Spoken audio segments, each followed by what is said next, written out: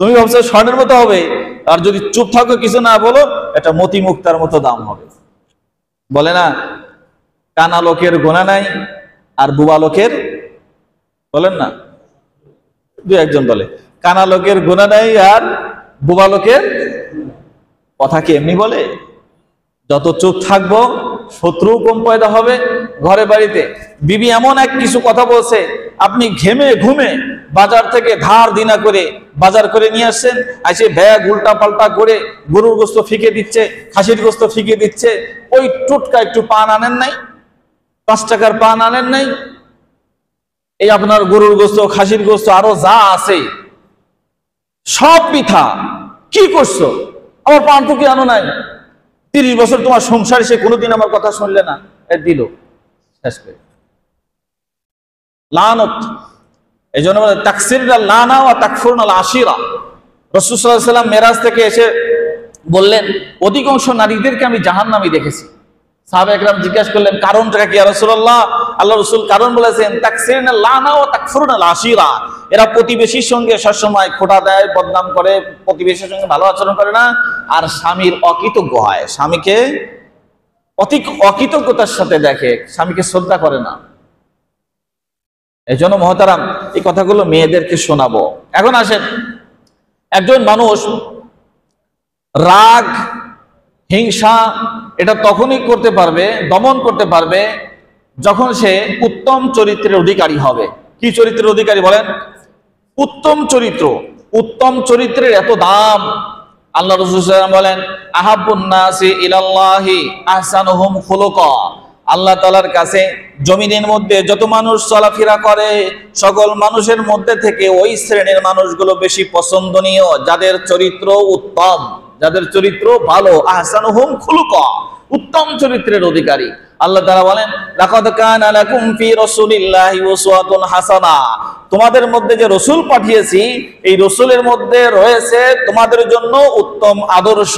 তো উত্তম আদর্শ ওইখান থেকে উম্মত হিসেবে আমি যদি নেই, আর এই উত্তম চরিত্র যদি আমার মধ্যে থাকে, তাহলে আমি হব আল্লাহর কাছে মানুষের মধ্যে সবচেয়ে পছন্দনীয়। সুবহানাল্লাহ।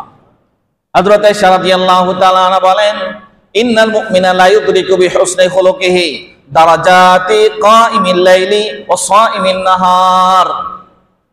একজন মানুষ যদি উত্তম চরিত্রের অধিকারী হয়ে যায়, সে উত্তম চরিত্র তার মধ্যে থাকার কারণে রাসূলুল্লাহ সাল্লাল্লাহু আলাইহি সাল্লাম বলেছেন, এই ব্যক্তি যদি সারা রাত ঘুমায়, তাহাজ্জুদ না পড়ে, তবুও উত্তম চরিত্রে গুণে গুণান্বিত হওয়ার দ্বারা কারণে আল্লাহ তাআলা তার আমলনামার মধ্যে সারা রাত তাহাজ্জুদ পড়নেওয়ালার সমপরিমাণ নেকি দান করবে। এবার নবীজি বললেন, ওয়াসাইমিন নাহার।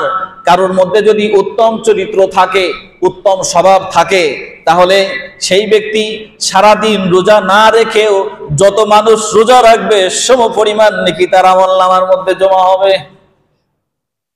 কোন গুণের কারণে? উত্তম চরিত্রের কারণে, উত্তম গুণের কারণে। এটা আরবিতে বলা হয় হুসনে খুলুক। উত্তম চরিত্রের চরিত্রবান যারা, তাদেরকে বলা হয় হুসনে খুলুক, উত্তম চরিত্রওয়ালা। এই উত্তম চরিত্র, হুসনে খুলুক 3 প্রকার। হুসনে খুলুক কয় প্রকার?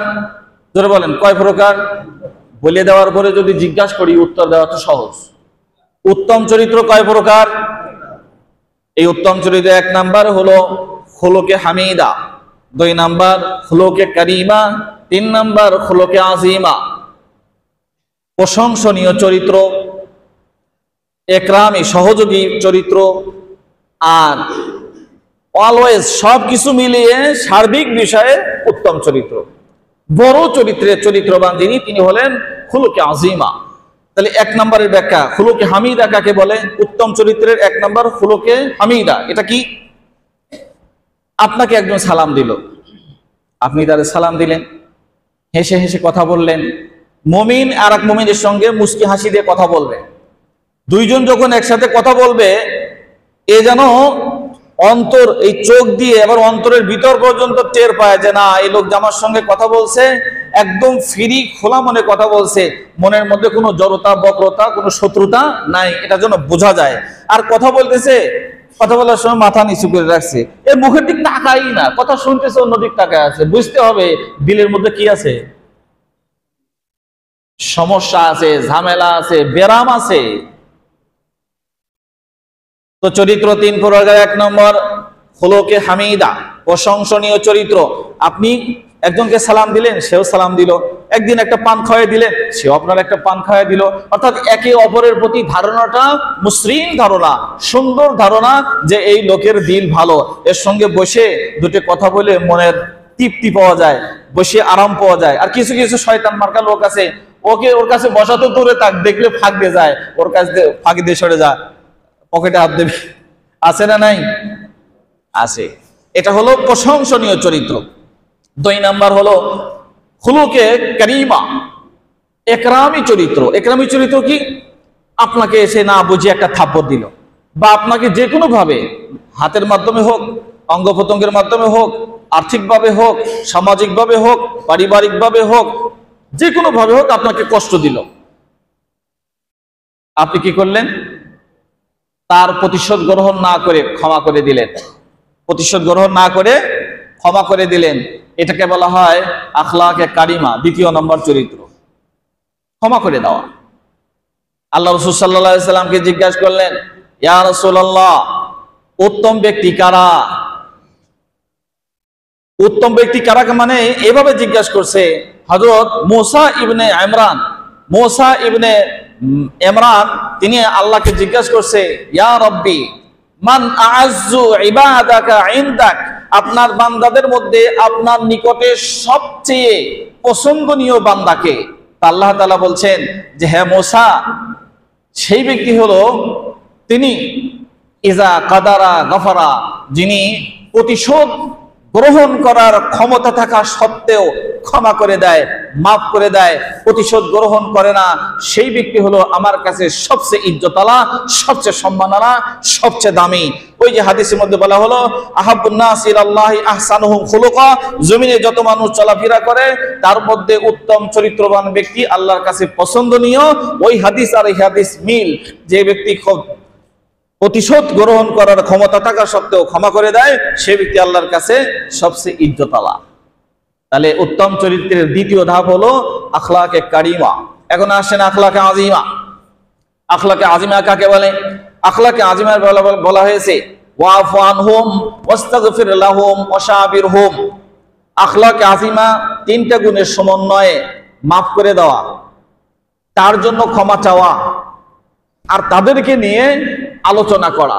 মাফ করে দেওয়া, তার জন্য ক্ষমা প্রার্থনা করা, আর তাদেরকে নিয়ে আলোচনা করা। এই গুণটা ছিল মুহাম্মদ রাসূলুল্লাহ সাল্লাল্লাহু আলাইহি ওয়াসাল্লামের। কিভাবে? কাফেররা মক্কি জীবনে 13 বছরের জীবনে কত কষ্ট দিয়েছে, নির্যাতন করেছে, কত নিষ্পেষণ সহ্য করতে হয়েছে। তারপরে আল্লাহ রাসূল তাদের জন্য কি করেন নাই? বদদোয়া করেন নাই। তিনি যখন হিজরত করে চলে গেছে, বলছে তোকে মাফ করে দিলাম, যা, তোদের মাফ করে দিলাম। মক্কা যখন বিজয় হয়ে গেছে তখনও বলছে, হে মক্কাবাসী, তোমরা যারা আমাদের সঙ্গে খারাপ আচরণ করেছিলে মাফ করে দিলাম। 2 নাম্বার আজিমার মধ্যে যে 3টা চরিত্র থাকবে, মাফ করে দেওয়া আর তাদের জন্য দোয়া করা। আল্লাহ, ওরা আমার সঙ্গে খারাপ আচরণ করেছে, আমার সঙ্গে খারাপ অসম্মানজনক অসৌজন্যমূলক আচরণ করেছে, বুঝতে পারে নাই, আল্লাহ ওরে মাফ করে দাও। প্রথমে নিজে মাফ করে দিলাম, 2য় ধাপ হলো নিজে দোয়া করা আল্লাহর কাছে, ওকে মাফ করে দাও। আর 3 নাম্বার হলো কি?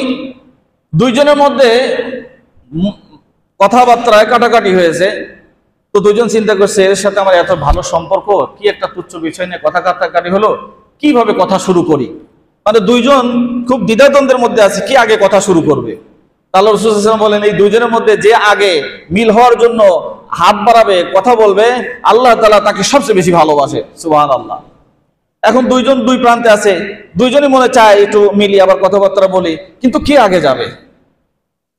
আল্লাহ রাসূল সাল্লাল্লাহু আলাইহি ওয়াসাল্লাম যে চরিত্রের কথা বলছেন, তাদেরকে মাফ করে দেওয়া, তাদের জন্য ক্ষমার দোয়া করা, এবং তাদেরকে আগে ডাকা, আসো, যা হয়েছে হয়েছে, ওগুলো ভুলে যাও, আসো, কাজের জন্য আসো, পরামর্শে ওয়াশাবিরহুম বিল আমরি, যে কোনো কাজের ক্ষেত্রে তাদেরকে ডেকে পরামর্শ করা। তো যখন 2 জনের মধ্যে যে আগে ডাকবে, তার দিলটা পরিষ্কার হবে যে না, আমি যে ভাবছিলাম সে হয়তো আমার সঙ্গে কথা বলবে না, কিন্তু আমার ধারণাটা ভুল, সে তো আমাকে ডাকছে, ভাই আগে যা হয়ে গেছে মাফ করে দাও, এটা বলবে, ঠিক আছে?